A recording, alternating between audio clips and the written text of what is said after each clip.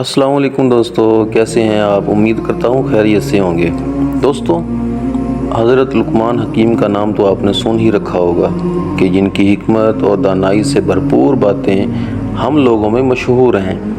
تو دوستو، یہی حضرت لقمان حکیم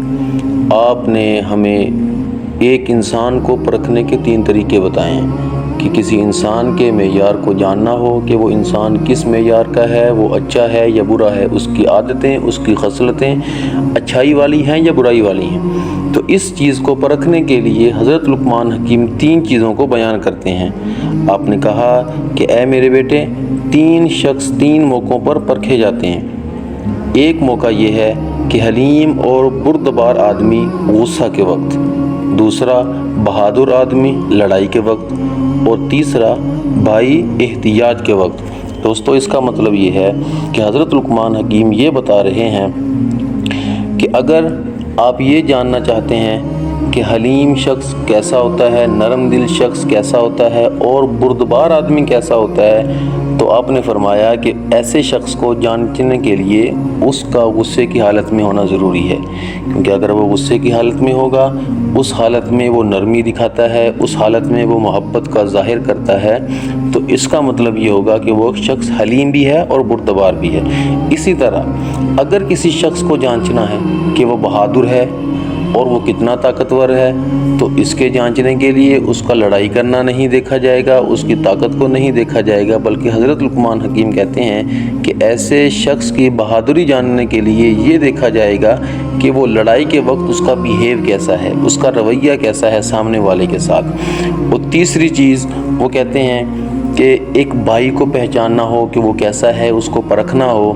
تو وہ کہتے ہیں کہ اس کی پہچان محتاجی کے وقت ہوگی، یعنی آپ محتاج ہیں، آپ کے پاس مال و دولت کی کمی ہو گئی ہے، آپ کو کسی مال کی ضرورت ہے، دولت کی ضرورت ہے، تو حضرت لقمان حکیم فرماتے ہیں کہ اس وقت بھائی کا پتہ چلے گا کہ وہ محتاجی میں آپ کی مدد کرتا ہے یا آپ کو چھوڑ دیتا ہے۔ تو دوستو، کہتے ہیں کہ ایک تابعی کی ایک آدمی نے ان کے سامنے تعریف شروع کر دی کہ آپ تو بہت اچھے انسان ہیں، آپ بہت بھلے انسان ہیں، اور یہ کہنے لگے کہ اے اللہ کے بندے، تو نے میری تعریف کس وجہ سے کی ہے؟ کیا تو نے مجھے غصے کی حالت میں بردبار پایا ہے؟ یعنی دوستو دیکھیے گا کہ وہ اللہ کا بندہ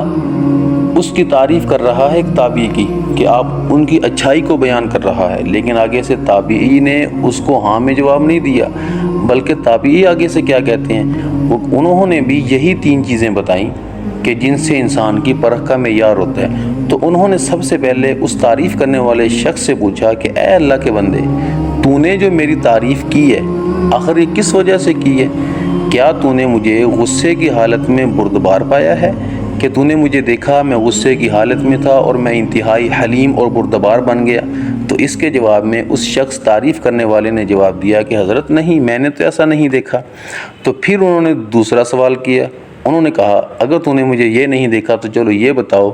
کہ کیا تو کسی سفر میں میرے ساتھ رہا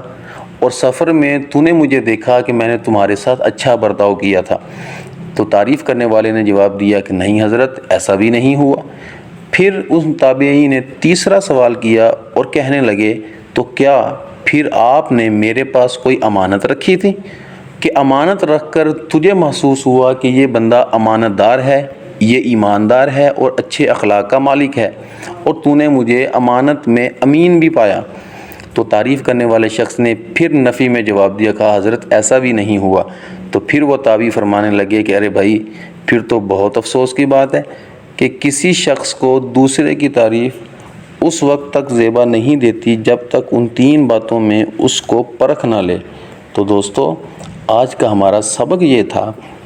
کہ کسی بھی انسان کو پرکھنا ہو، کسی بھی انسان کے معیار کو جاننا ہو کہ وہ کس لیول کا آدمی ہے، اس میں اچھائی ہے یا برائی ہے، تو یہ 3 طریقے ہیں جو ہمیں حضرت لقمان حکیم نے بتائے۔ تو دوستو، اس سے یہ بھی سبق ملتا ہے کہ ہم ان 3 طریقوں کو آدمی اپنے اندر لاگو کر سکتا ہے، اور ان 3 طریقوں کو اپنا کر ایک عام شخص جو ہے وہ اچھا انسان بن سکتا ہے۔ اور میں پھر دہرا دیتا ہوں، وہ 3 طریقے یہ ہیں کہ نمبر 1 تو آدمی کو حلیم اور بردبار ہونا چاہیے،